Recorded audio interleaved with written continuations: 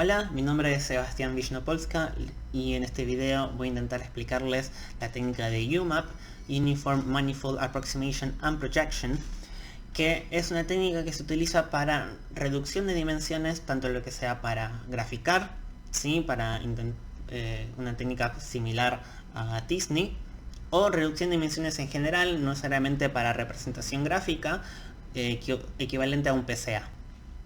¿Sí? Esta técnica pueden encontrar el paper donde la explican en esta cita. Y bueno, la idea principal es generar este manifold. Si ustedes buscan manifold en Google, van a encontrar una especie de estos caños conectados entre sí, son conectores de caños. La idea es unir a los distintos datos, en una especie de red, más o menos como generando un grafo, de modo que esa red que generamos en el espacio original de los datos, poder representarla lo más fidedignamente posible en una dimensionalidad menor, manteniendo las relaciones de cercanía entre los datos. La forma que lo hace es generando lo que se llama simplices, donde cada uno de los datos es un cero simplex, y los simplices de mayor orden lo que hacen es generar conexiones entre los distintos puntos. Entonces, un cero simplex es un punto, un 1 simplex son dos puntos conectados, un 2 simplex son tres puntos conectados, y así sucesivamente. De esta forma generamos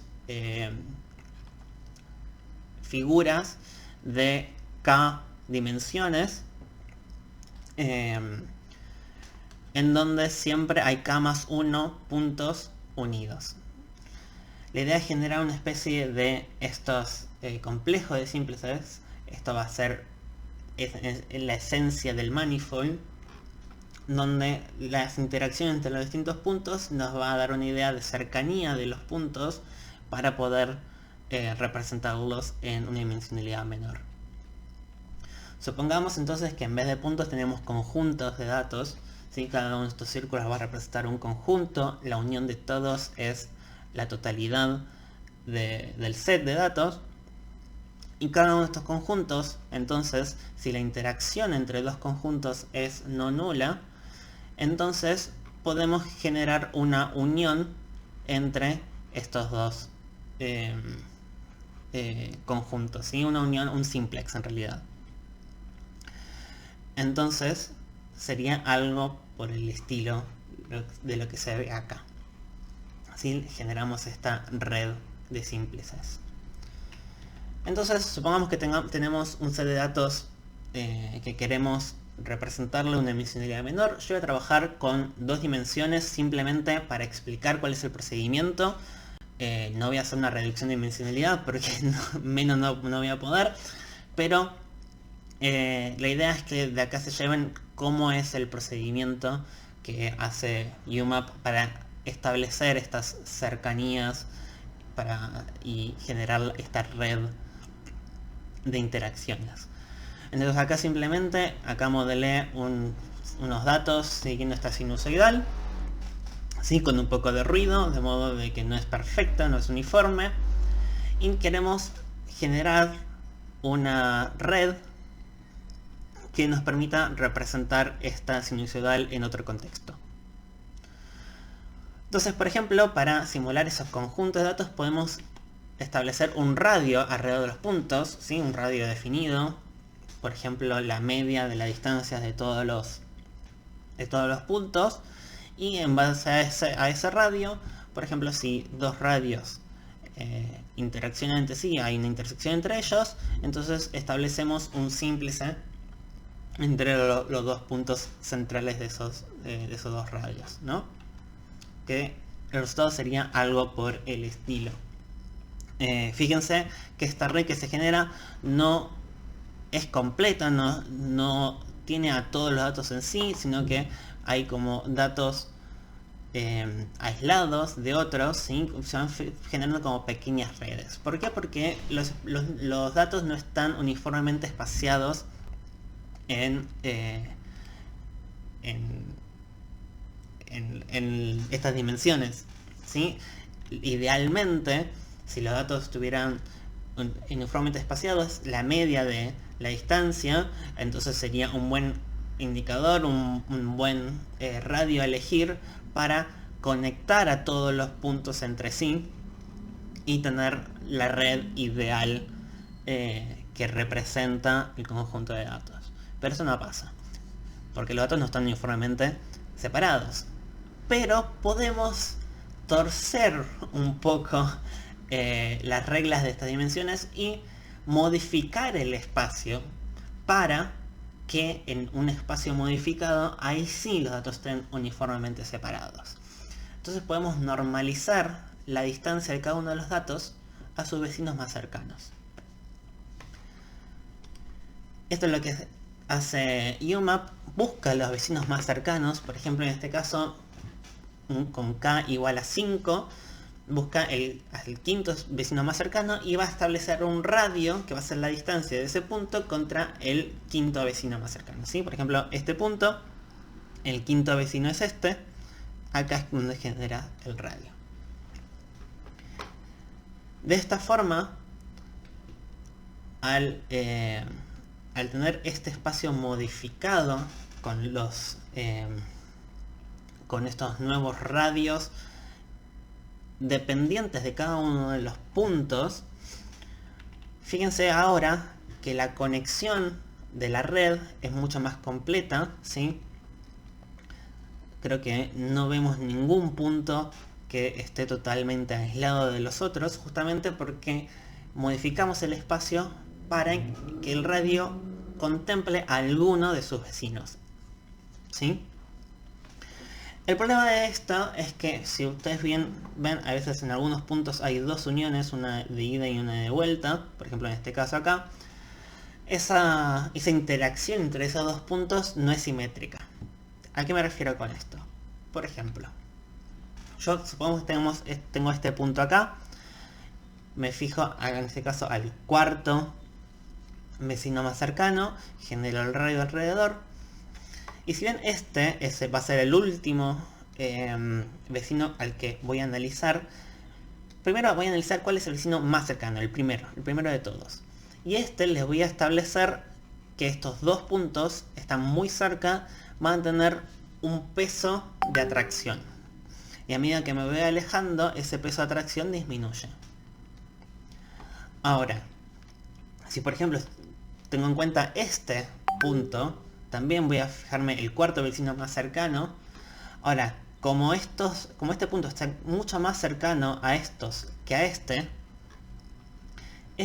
interacción va a ser muy fuerte y esta interacción ya no tanta, ¿sí? Lo que hace es normalizar las distancias en base a cuál es el vecino más cercano, ¿sí? Es más o menos, no lo hace así, pero supongamos que la distancia entre estos sea 5 y la distancia entre estos sea 20, bueno, divide por la distancia del más cercano, ¿sí? Y cuanto más grande es el número, menor es la cercanía que se encuentra, justamente hay mayor distancia.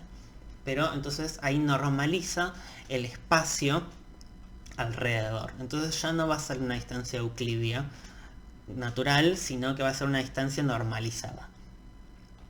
Entonces, fíjense que la interacción entre los dos puntos por este lado es más fuerte que por este lado.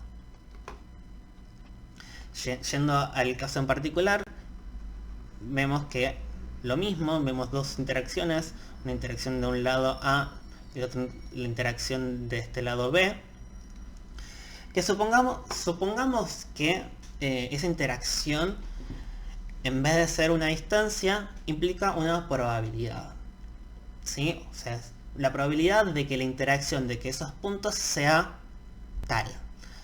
Entonces podemos combinar estas dos probabilidades simplemente sumándolas y restando el producto de ellas, ¿sí? La probabilidad de que tanto que la unión A o la probabilidad de que la unión B exista alguna de las dos va a ser la probabilidad de A menos va a ser la probabilidad de A más la probabilidad de B menos la probabilidad menos el producto de A por B, ¿sí?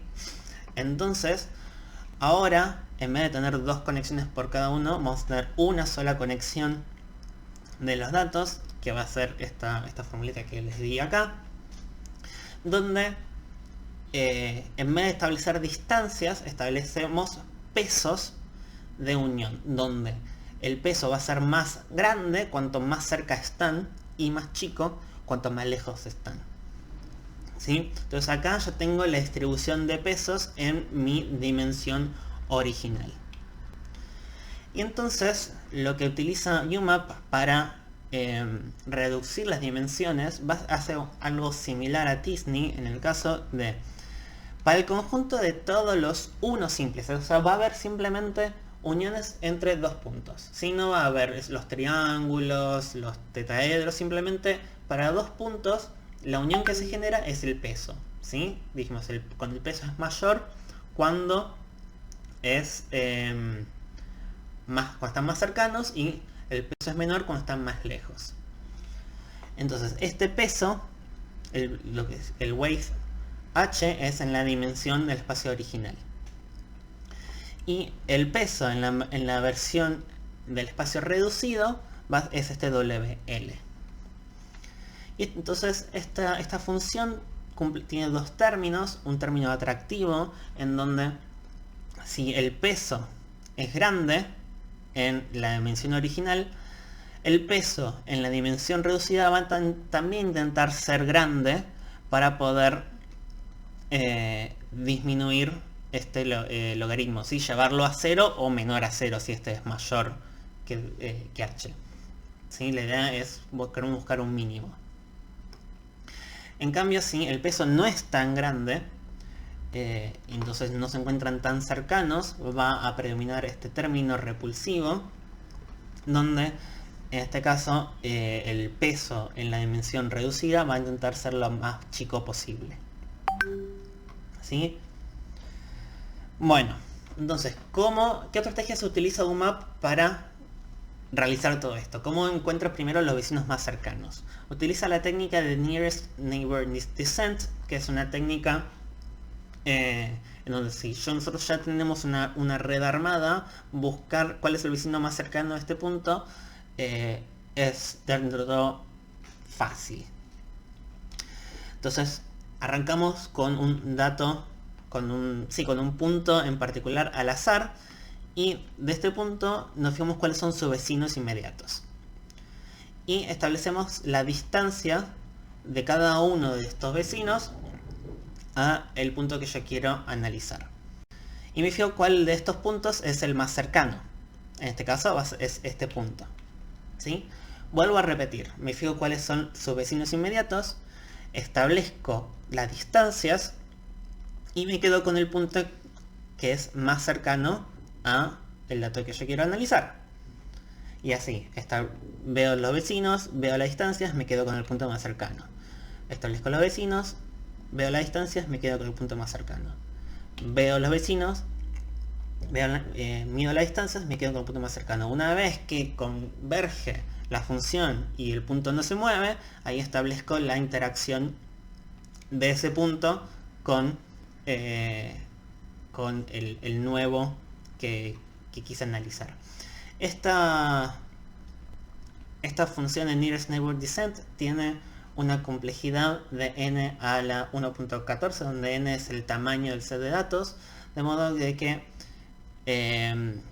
es dentro de todo rápido y eficiente. ¿Por qué? Porque hay parte de esta red que no analiza directamente. ¿Sí? Esta es una de las ventajas por la cual UMAP es rápido, pero esto simplemente es para determinar los vecinos más cercanos, ¿sí? Determinar ese radio. Luego tiene que establecer los pesos y luego tiene que optimizar la función esa de atracción-repulsión. La forma de optimizar esta función y encontrar cuáles son los pesos en el espacio reducido lo hace por gradient descent, ¿sí? Entonces los hiperparámetros de UMAP para establecer esta representación en menor de distancias, primero es el K, el número de vecinos más cercanos, ¿sí? Cuanto más chico sea este K, entonces va a mantener la representación de relaciones más locales, mientras más grande es, más representaciones más globales.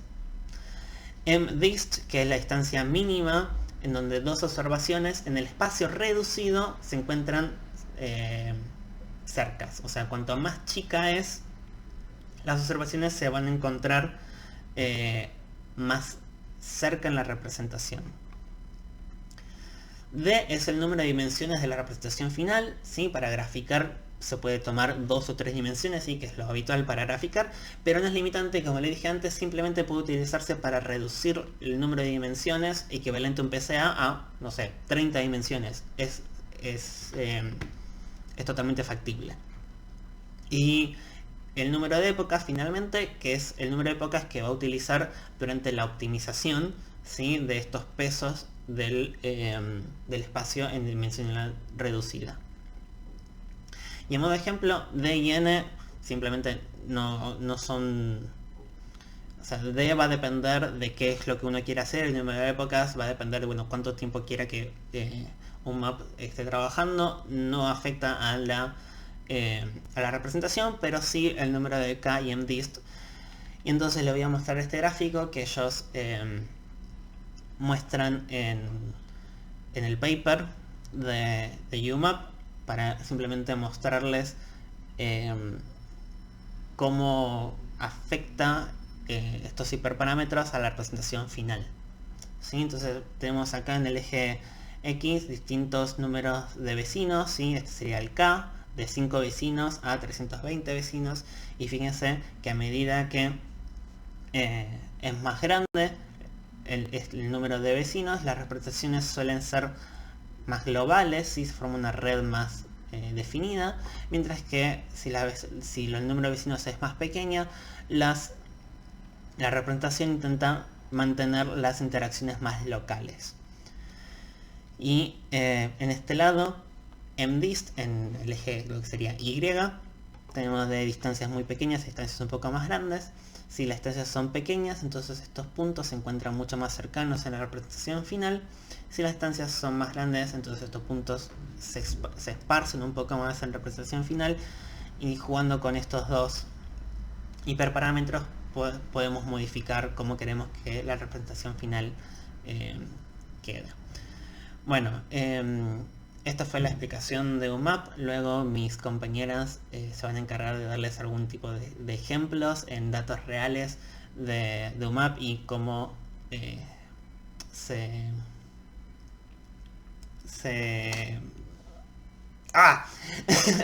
y cómo puede beneficiarnos usar UMAP respecto a, por ejemplo, PCA o Disney. Bueno, espero que les haya gustado y nos vemos.